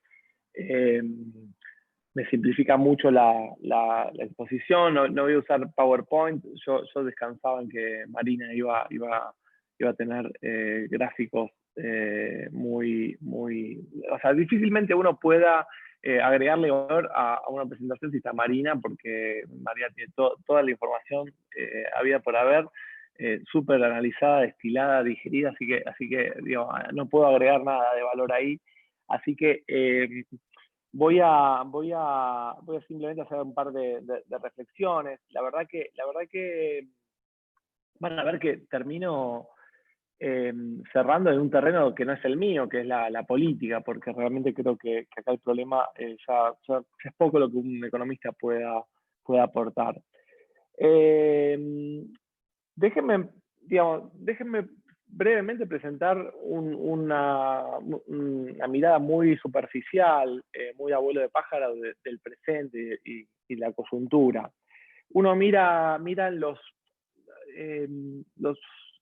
José Antonio Campo, que es uno de los grandes economistas latinoamericanos, dice que nuestras economías, las latinoamericanas, están dominadas por el balance de pagos. O sea, el ciclo económico, si uno mira el comportamiento del PBI, Marina mostró uno de esos gráficos sobre el PBI de varios países de la región, ven que se mueven un poco en sincronía. Obviamente Argentina eso a veces es como muy exagerada, ¿no? Cuando recupera fuerte, cuando cae fuerte, pero tienden a moverse en general con bastante simetría. Y eso está muy vinculado al contexto internacional. Entonces, si uno mira el contexto internacional, que es un determinante muy importante de cómo va a evolucionar y cómo evoluciona nuestra economía, uno advierte, y ya tanto Gonzalo como Marina lo fueron mencionando, pero hay elementos, no para decir que la situación externa es hiperpositiva, pero sí no es un contexto internacional en principio terriblemente adverso, sobre todo en lo más coyuntural, en el corto plazo. Marina mencionaba sobre todo, por ejemplo, las condiciones de liquidez internacional, que están bajísimas. Mencionó el caso de Perú endeudándose a un poco más del 3%, pese a una tremenda crisis política. Otra cosa que estamos observando es que la recuperación de China está siendo muy vigorosa. Junto con eso y junto con las condiciones de liquidez internacional estamos viendo que los precios de la materia prima están recuperando fuerte. La soja está 4.20, 4.30, está en un terreno muy alto, en un pico relativo, ¿no? O sea, estamos en un nivel alto para los últimos años. Tenemos a Brasil, que también está mostrando signos de cierto vigor. O sea, que uno ve un panorama no desalentador por lo pronto. Sí me gustaría decir que la pandemia no ha terminado, no sabemos bien cómo evolucionar, o sea, tenemos grandes interrogantes en 2020, en 2021, ciertamente menos interrogantes que los que teníamos este año, pero tenemos que ver cómo funciona el mundo en todo un proceso de vacunación y de ir conviviendo mientras se espera se salga de este gran problema que se planteó este año, pero seguramente 2021 no va a ser un año donde ya el COVID quedó atrás. Junto con eso, me parece que lo que sí vamos a ver, me parece que hay que tenerlo muy presente, es el elemento de los economistas o los contadores, hablamos de hoja de balance. Fíjense ustedes que estados, familias y empresas, y ahora estoy hablando a nivel global, cuando se encerraron o dejaron de producir en el mismo nivel que venían haciendo pre-COVID, porque se tuvieron que de alguna manera aplicar alguna forma de distanciamiento social o aislamiento, hubo una disminución muy marcada de la producción. Y si bien el consumo se resintió, hubo un gasto que todas familias, estados y firmas suplieron a falta de ingreso. Quiero decir, o sea, se usaron ahorros previos que tenían cada una de estas unidades para lidiar, o se tomó deuda para lidiar con esto. O sea, que vamos a salir, el mundo va a salir de una economía con unidades productivas, de vuelta, estados, familias y empresas, con hojas de balance más deterioradas que antes. Yo siempre hago el punto, solo para ilustrar, no porque sea exactamente igual, pero digamos, es importante notar un aspecto muy importante de nuestra salida muy vigorosa de la crisis del 2002, que fue una salida que tuvo muchos elementos, pero un elemento que muchas veces se lo menciona poco, es cómo la hoja de balance de toda de la Argentina, Estado, familias y empresas, se limpió brutalmente con la crisis. O sea, que quedamos enriquecidos en buena medida después de la crisis. Y eso le dio un gran vigor a la salida. Entonces, la salida que va a haber ahora en el mundo me parece que va a tener un elemento que lo va a tirar un poco para atrás, que es este. Entonces, yo digamos, lo que dije de liquidez, China, término de intercambio, y Brasil, lo estamos observando, luce bien, pero me preocupa este otro factor que lo veo más no sé si estructural, pero sí como un elemento que queda post-crisis. Van a ser año y medio de estos elementos pesando sobre la hoja de balance de las unidades económicas, que para mí hay que tenerlo en cuenta. Y típicamente los problemas de grandes crisis internacionales han tenido este tipo de problema detrás. Entonces, dicho esto, vayamos al plano más local. El plano más local, ¿qué nos dice? Bueno, una cosa que Marina mencionó, la agarré medio, como ingresé medio tarde, la agarré un poco empezada, pero hablo seguido con ella, así que calculo que no debo estar muy distinto de lo que ella les presentó, pero, es decir, los huesos macroeconómicos, las condiciones macroeconómicas de la economía argentina tampoco son particularmente desfavorables. Quiero decir, el tipo de cambio no está atrasado de ningún modo. O sea, no sé si lo llamaría competitivo o de equilibrio, pero definitivamente está en un nivel bastante razonable. Bueno, la economía puede vivir con ese nivel de tipo de cambio. Las tarifas de servicios públicos no llegué a ver, Marina vi que estaba presentando, no le pude ver bien los números. Después Marina, corregime si dio una barbazada con esto, pero digamos, mirándolo muy a brocha gruesa, uno ve que obviamente no están en una situación de equilibrio, que hay desfasajes, hay correcciones, puede hacerse, pero definitivamente no son las correcciones que tuvimos que hacer en experiencias pasadas, ni que hablar la más reciente, ¿no? Digamos, de 2015-16. Entonces, esos precios relativos, ahí hay algunas correcciones que hacer, pero no parecieran ser terriblemente desalineados. Después, las cuentas externas, producto de las peores razones, la brutal contracción de la economía, hace que Argentina tenga un excedente comercial positivo en torno a los 15.000 millones.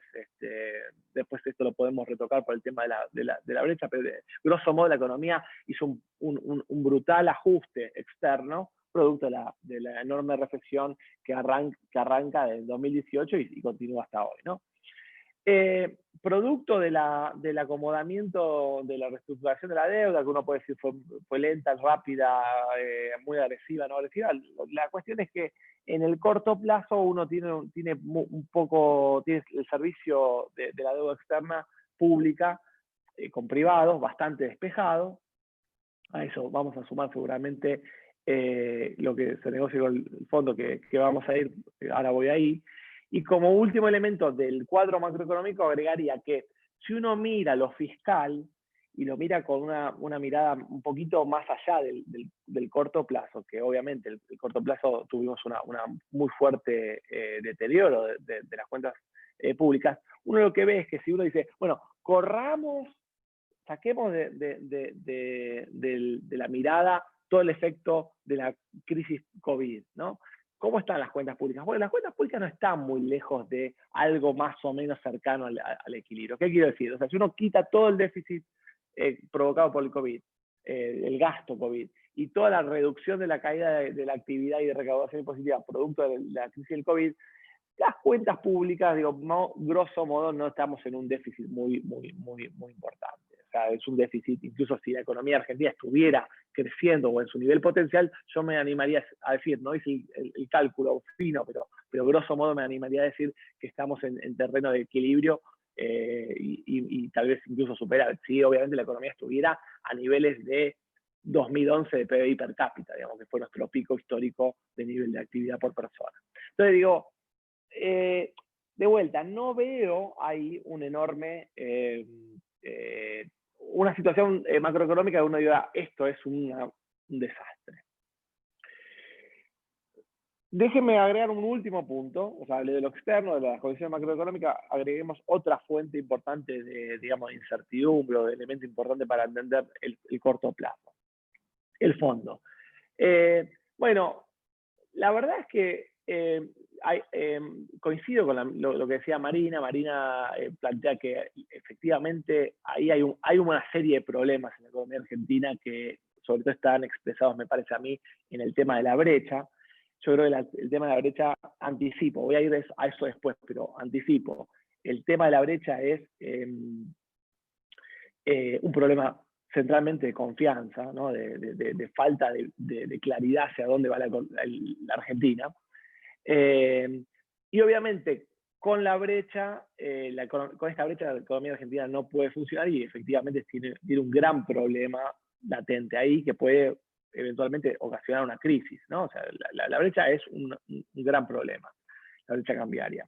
Y difícilmente el Fondo Monetario Internacional, digamos, el Fondo Monetario Internacional está obligado a negociar un acuerdo con la Argentina que busque de alguna manera eliminar esa brecha. Ahora,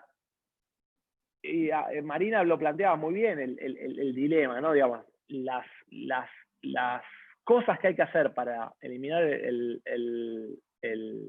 la brecha tienen que involucrar alguna dosis de correcciones macroeconómicas, como tarifas que están atrasadas, como un problema monetario que está dando vueltas y está generando preocupación, un déficit fiscal que, si bien estructuralmente no está complicado, dada la coyuntura argentina y el problema de credibilidad, tiene que mostrar corrección. Entonces, todo ese ajuste choca con un problema que cualquier partido gobernante tiene, que es que tiene que ir a elecciones e ir a elecciones. Un partido que tiene que hacer un ajuste es muy dilemático. Entonces ahí tenemos un problema. Entonces yo no sé realmente, yo estoy de acuerdo con lo que decía Marina, o sea, un acuerdo va a haber, no sé si va a ser el acuerdo necesariamente que quisiera el Fondo Monetario Internacional. O sea, ahí veremos, las partes negocian lo que se puede. Creo que es difícil que la Argentina firme un primer acuerdo al menos, haciendo las correcciones más duras. Entonces, ahí veo cierta tensión. Entonces, fíjense que podría haberse leído mi presentación hasta acá con una dosis de incoherencia. Dije que no veo grandes problemas económicos, pero al mismo tiempo macroeconómicos, sobre todo, internos, pero sí les mencioné que el fondo va a pujar por correcciones que son importantes y que el gobierno no va a querer hacer.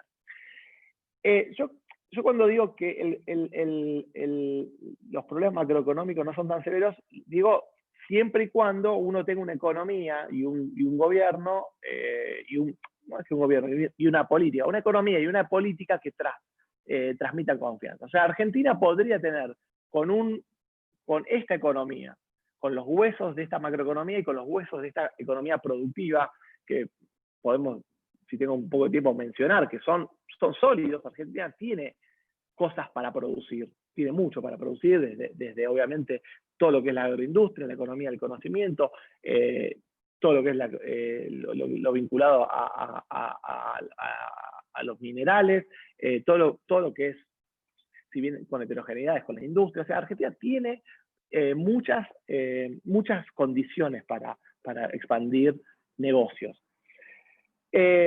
Pero el problema que le vemos en la economía argentina hoy es que no transmite esa confianza porque hay un gran problema desde lo político. Y acá es donde quiero empezar a meterme, porque me parece que esto ya trasciende el corto plazo.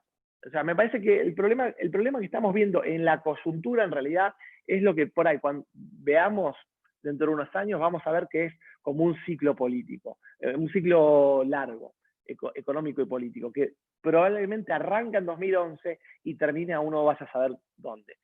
¿Cuál es ese ciclo que en perspectiva histórica lo vamos a reconocer dentro de unos años? Es un ciclo para mí que es el fin de una economía de bonanza a nivel global, perdón, a nivel regional,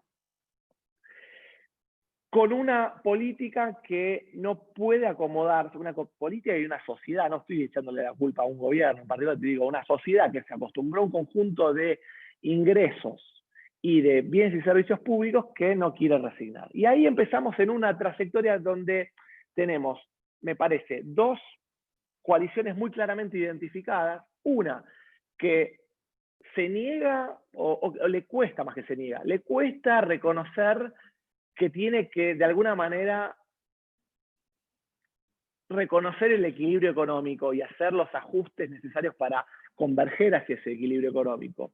Y otra coalición política que se siente más cómoda identificando la necesidad de hacer esos ajustes para ir hacia el equilibrio económico, pero que le cuesta mucho más entender que tiene que al mismo tiempo, de alguna manera, dar cuenta de lo que yo en algunos artículos con Pablo Berchon llamamos el equilibrio social, ¿no? Digamos, las demandas de equidad que tiene esta sociedad, las demandas de bienes y servicios públicos que tiene esta sociedad, que tal vez no coinciden con lo que la economía en el corto plazo puede dar. Entonces, ahí tenemos, para mí el problema de este ciclo 2011, signo de interrogación, ¿cuándo termina?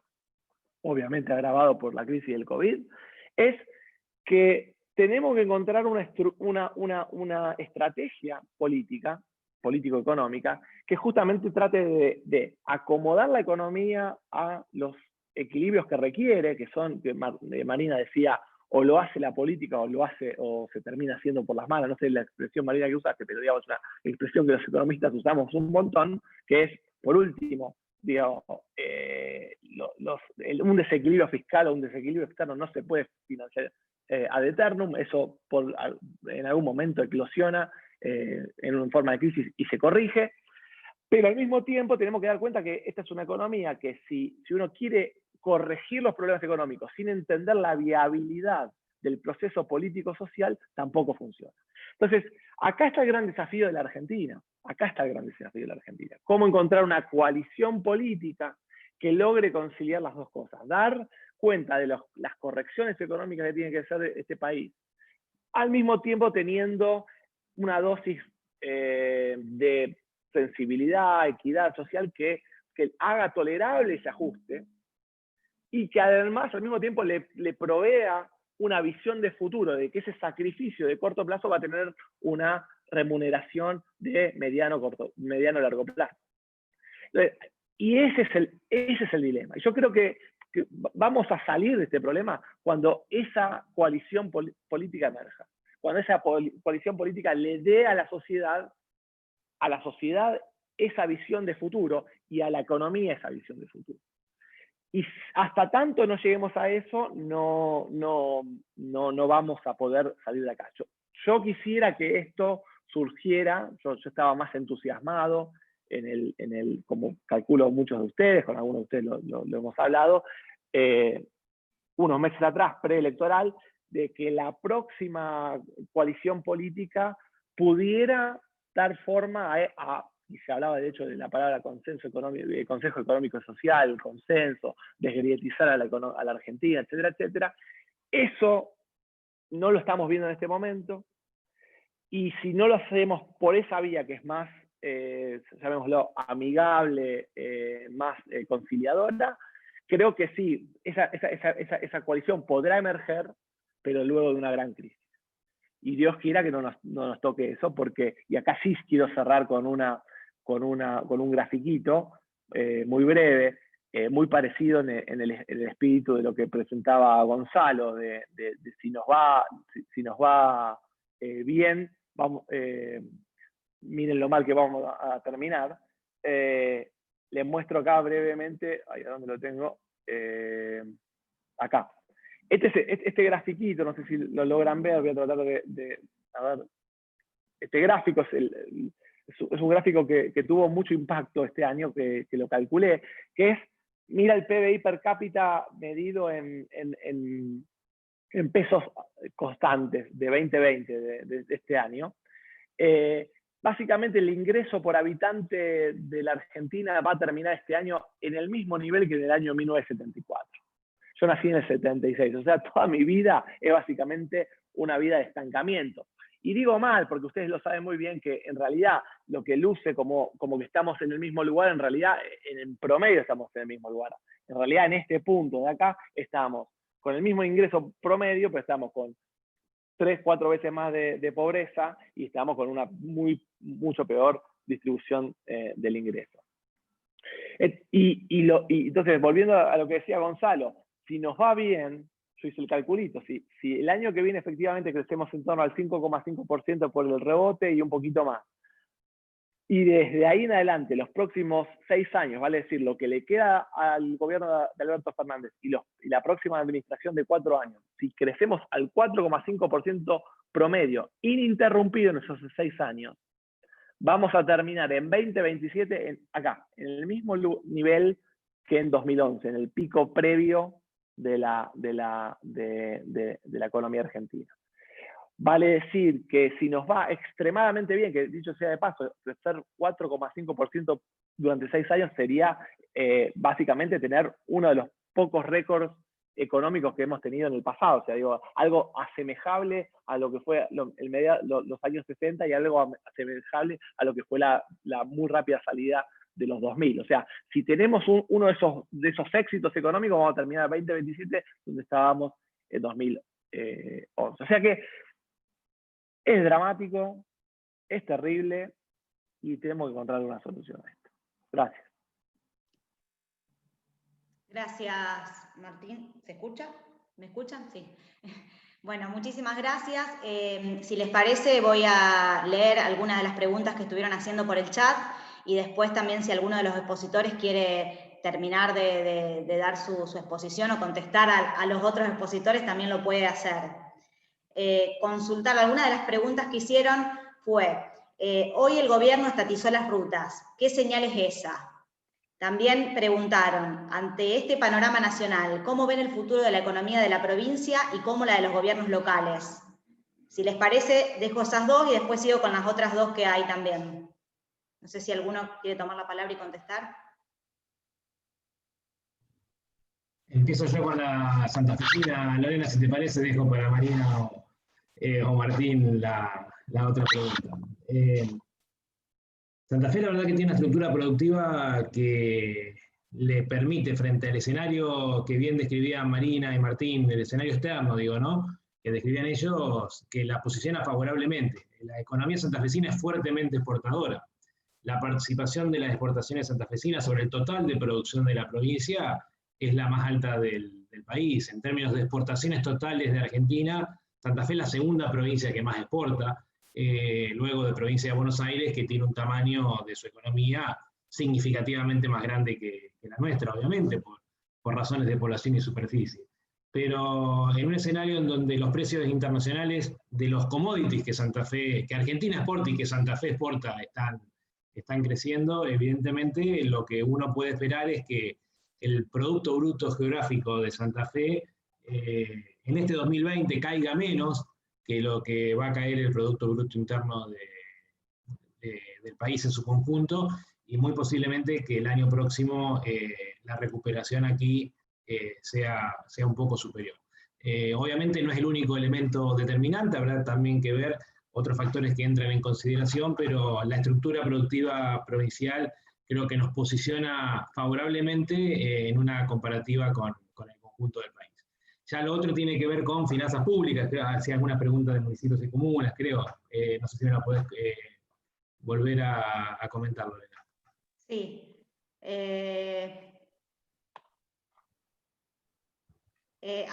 Preguntaba ante este panorama nacional cómo ven el futuro de la economía de la provincia y los gobiernos locales. Esa era la pregunta puntual. Bueno, digo, obviamente los municipios y comunas tienen ingresos tanto propios como los que provienen de la coparticipación provincial y la coparticipación federal, que a través del gobierno de la provincia termina parcialmente coparticipándose a municipios y comunas, que en gran medida dependen de la evolución de la actividad económica. Hoy, en este año 2020, lo que hemos observado es una fuerte caída de la recaudación nacional, con crecimientos en lo que va del año, más o menos 20 y pico % contra igual periodo del año pasado. Lo mismo sucedió con la recaudación de los municipios y comunas de la provincia, no así con la recaudación del gobierno provincial. La verdad que no tengo relevamiento de las 24 jurisdicciones nacionales, pero sí de las provincias comparables a Santa Fe. Y en este 2020 la recaudación provincial en Santa Fe no ha caído en términos reales, le ha empatado e incluso en algunos meses le ha ganado a la inflación. Eso repercute favorablemente sobre la coparticipación a municipios de ese componente.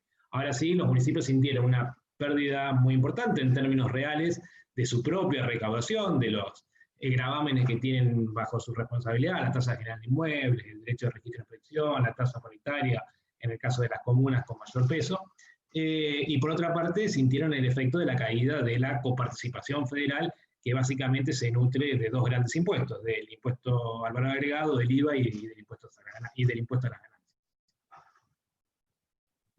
Bueno, gracias Gonzalo. Si les parece, antes que contesten la otra pregunta, Marina o Martín, les leo otras que hicieron para si quieren contestar todas juntas. Haciendo un mix de lo que pusieron los tres, vemos que el sector externo estaría medianamente acomodado. Tipo de cambio, acuerdo acreedores, FMI, al menos por ahora está en niveles 2001-2002. Pero la consulta es, ¿cómo ven consumo e inversión con este tipo de cambio en el corto plazo y en un 2021 año electoral? Y la otra pregunta, las dejo planteadas las dos, ¿puede ser que el problema sea el modelo de desarrollo? El modelo que persiste a la fecha, desde el 2011, que no genera más empleo, se quedó en 6.300.000 aproximadamente puestos de trabajo privados. Para tener la magnitud del problema, España, con similar población, tiene 12.500.000 puestos privados. ¿No tendríamos que buscar consenso en base a eso? Con 6.300.000 de puestos privados no cierra ninguna variable. Y para complementar, la última... ¿Es todo problema de conducción pública? ¿No hay responsabilidad del sector privado también en lo que nos pasa? No sé quién quiere tomar la palabra y responder algunas de estas consultas.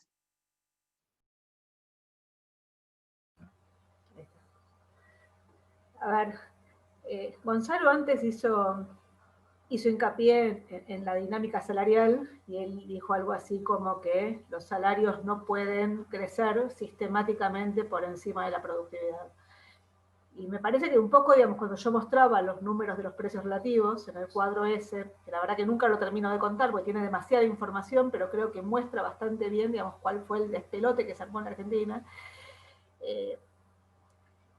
Vos lo que tuviste fue un poco eso, o sea, digo, el intento, digamos, de impulsar el corto plazo, el crecimiento de tasas chinas que vos tuviste entre 2002 y 2008, tuvo que ver fundamentalmente con eso, o sea, vos lo que tenías era el impulso en los ingresos, el impulso en las jubilaciones, el impulso en el gasto público y la tasa de interés negativa, o sea, política fiscal, de ingresos y monetaria fuertemente expansiva. Partías de una recesión, o sea, vos partías de una recesión en 2002 muy fuerte. Canitrot decía algo así como que todos los populismos arrancan en una recesión y en el arranque hay una alianza de clases, donde para los propios empresarios el impulso en los ingresos es visto como un dinamizador de la demanda. Y la verdad que funciona como un dinamizador de la demanda. Vos le ponés plata en el bolsillo a la gente, digamos, le cobrás menos por las tarifas, y encima le subsidiás la tasa de interés. Digo, el consumo vuela y el modelo, digamos, funciona hasta que deja de funcionar. ¿Cuándo deja de funcionar? Cuando el aumento en los salarios deja de ser visto, el aumento en los salarios y en la presión impositiva para financiar ese esquema deja de ser visto como un dinamizador de la demanda y empieza a ser visto como un costo. Cuando empieza a ser visto como un costo, la única forma en la cual vos tenés para sostener el empleo en esos sectores, que fueron los aliados en el arranque, en la salida del modelo, cuando vos tenías salarios chinos, en 2002, salarios eran chinos, en ese momento la forma en la cual el gobierno kirchnerista logró sostener el empleo, sostener, si querés, la estructura productiva, fue cerrando la economía. Y ese cierre de la economía lo que te dejó fue una inconsistencia feroz, que era, si querés, tarifas ridículamente bajas y precios de los bienes ridículamente caros. Entonces, cuando vos mirás, digamos, cuáles son los sectores, digamos, que de alguna forma apuntalaron el crecimiento de esos años, fueron sectores muy marcados internistas, digamos, que fueron muy favorecidos por el aumento de la distribución del ingreso, pero que además, como no eran competitivos con el resto del mundo, la forma en la cual se tornaron competitivos era quitándoles la competencia. Y eso obviamente, digamos, tiene costos en términos del aparato productivo. Ni que hablar cuando terminás de romper el ferrocarril y entonces, digamos, los costos del transporte tienen que ser con camiones. Cada vez más, cuando te quedaste sin combustible, la forma de incentivar el consumo interno fue poner precios de los combustibles más altos. Entonces, lo que digo es, terminaste acumulando una serie de distorsiones en la economía argentina que no estaban a fines de los 90. Durante la convertibilidad, uno puede discutir un montón de cosas, pero durante la convertibilidad, vos lo que tuviste fue un aumento en la productividad de la economía. Ese aumento en la productividad de la economía fue la contracara de ese aumento en el desempleo. De nuevo, la convertibilidad fue aceptada por la sociedad, porque la sociedad, después de la hiperinflación en el 89, lo único que te pedía era que bajes la inflación. Y eso te permitió que la agenda te pasara privatizaciones, te pasara todo lo que fue, si querés, el consenso de Washington en los 90. Cuando se rompe la convertibilidad, se corta el crédito en la Argentina y terminamos saliendo de la convertibilidad, la ruptura de contratos, la deuda, pero fundamentalmente el corralito de los bancos, terminó generando un consenso en la sociedad que lo que te pedía era otra cosa, te pedía bajar el desempleo. Y entonces a partir de ahí fuimos, entonces lo que digo es, cada vez que avanzamos, digamos, terminamos generando nuevas distorsiones y no aprovechamos las cosas que tenemos en el arranque. Ese modelo que vos tuviste, digamos, de cierre de la economía, con tarifas altas, con impuestos altos, digamos, con esa estructura productiva de la Argentina, es cierto que hay sectores que escapan a eso, porque tienen alta competitividad. El campo es un sector, si querés, era en su momento vaca muerta cuando le pusiste los incentivos, después te cayó el precio de los combustibles, si querés tenés sectores asociados a la minería, tenés el sector de la industria del conocimiento, digamos, que tiene, si querés, potencial para generar empleo. Ahora, de nuevo, cada vez que encontrás un sector, digamos, las pujas distributivas aparecen casi inmediatamente. Y lo que vas es vas y venís con la propia normativa. O sea, realmente no hay un diseño de estabilidad macroeconómica y mucho menos hay detrás un diseño para tratar de impulsar aquellos sectores que te pueden llegar a salir del pozo. O sea, realmente, digamos, estamos... Entonces digo, con esto puedo concluir, digo, Greenspan decía que la tasa de inflación óptima en una sociedad era aquella que no intervenía en las decisiones de consumo de las familias ni en las de inversión de las empresas. Bueno, piensen, digamos, en cualquier familia, digamos, cómo consume. Digamos, hoy uno consume y uno paga en función de si uno puede licuar o no licuar. Uno se compra, digo, y las empresas lo mismo, las empresas, digamos, que venden en dólares con esta brecha y quieren, reciben pesos, yo qué sé, digo, compran bienes de capital, compran ladrillos, compran, o sea, lo que digo es, las decisiones de inversión van exactamente a contramano de lo que deberían ir en un país medianamente normal, donde la gente ahorra para el futuro y el ahorro se canaliza a través de los bancos o a través del mercado de capitales. En Argentina ese ahorro se va o a ladrillos, o se va a dólares en el colchón, o se va a una cuenta afuera. Cuando uno mira la formación de activos externos de los últimos 15 años, son equivalentes a 5 veces el tamaño del crédito en Argentina. Entonces lo que digo es, en algún momento, un poco Martín lo decía, pero digo, en algún momento tenés que empezar a encontrar ese consenso social, no sé cómo uno lo llama. Ahora, ese consenso social requiere que alguno pierda, o sea, estamos todos de acuerdo, uno pregunta, ¿estamos todos de acuerdo en la corrección? Sí, estamos todos de acuerdo, pero que arranque el otro. O como Martín lo decía, en realidad, digo, vos tenés que hacer una consolidación fiscal y una consolidación macroeconómica que no te termine generando una rebelión fiscal, está cerca, pero que tampoco te termine generando un colapso social. Entonces la pregunta es, ¿cómo haces para manejar esas dos agendas? Y yo ahí discrepo un poco con Martín, por suerte se escapó, así que no me va a contestar, pero todavía te escucho. Perdimos. Que no estamos condenados a eso. El problema que tenemos es que cuando tenés grados de libertad los perdemos. O sea, esas dos agendas eran manejables lo que te permitieron.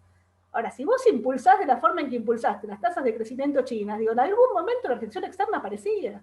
Duplicaste el número de importaciones en la Argentina en relación al pico de la convertibilidad.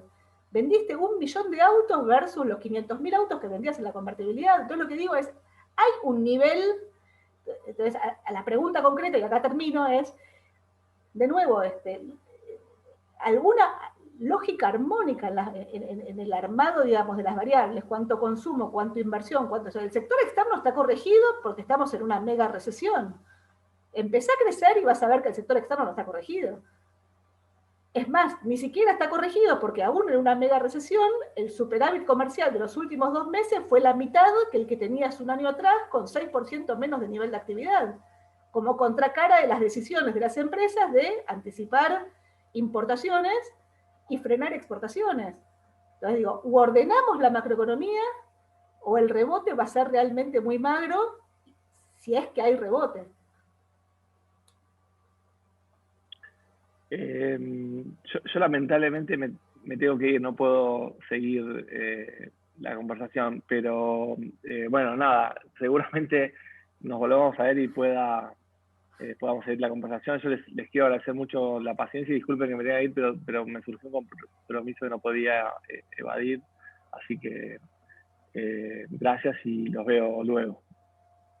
Gracias, Martín, muchas gracias por tu participación, muchas gracias.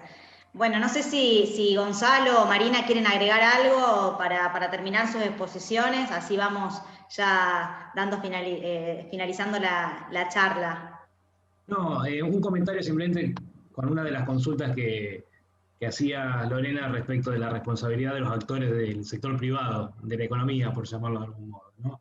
Y en esto quiero conectar con algo que dije en mi exposición inicial y con algo que también después planteó Martín respecto del Consejo Económico y Social. La verdad que el nombre me preocupa poco, digo, ¿no? Esa es la figura que por lo menos en Santa Fe tenemos muy conocida, institucionalizada. La verdad que si se llama de otro modo no importa, pero entendemos que es fundamental encontrar un espacio institucional en el cual las partes podamos ponernos de acuerdo. Cuando digo las partes es sector público, sector privado, y dentro del sector privado los dueños de las empresas y los trabajadores representados por sus respectivos gremios o sindicatos, ¿no? Y en esto quiero traer a colación el término de la discusión sobre la productividad. Hago mucho énfasis y mucho eje en el concepto de productividad porque me gusta hablar de economía real. Me gusta pensar que los problemas de la economía argentina se resuelven con elementos que nos lleven a producir más. Martín hizo un repaso de un montón de oportunidades de producción que la economía argentina tiene y que no estamos sabiendo aprovechar. Y no estamos sabiendo aprovechar porque no estamos logrando los incentivos apropiados para que tal cosa suceda.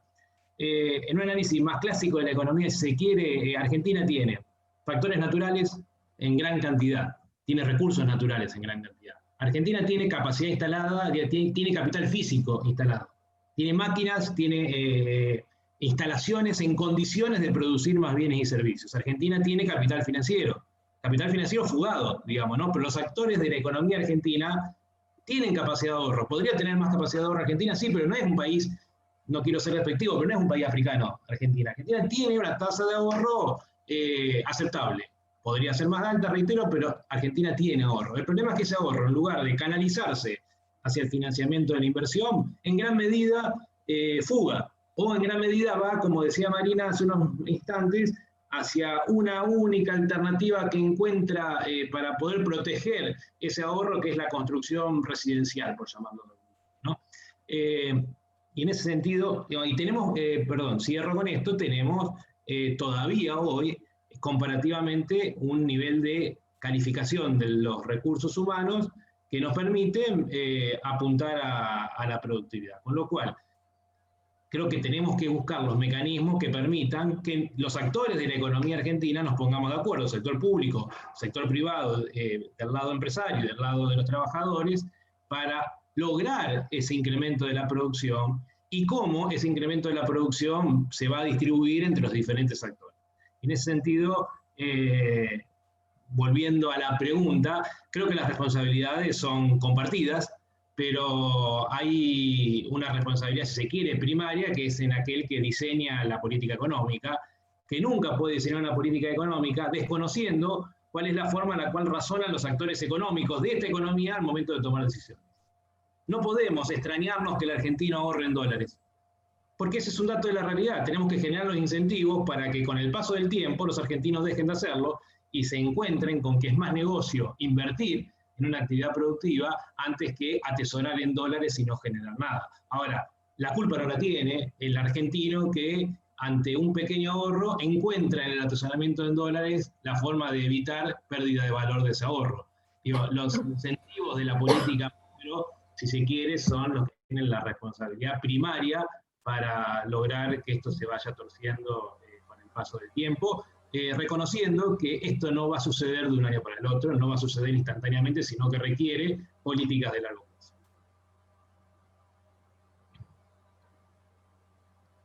Gracias. Gonzalo, Marina, no sé si querés hacer algún comentario final. No, creo que fuimos pasando un poco por todos los temas. O sea, la verdad que hay mucho autoinfligido en la economía argentina. Mucho autoinfligido. Es un gobierno con capacidad para manejar la inercia.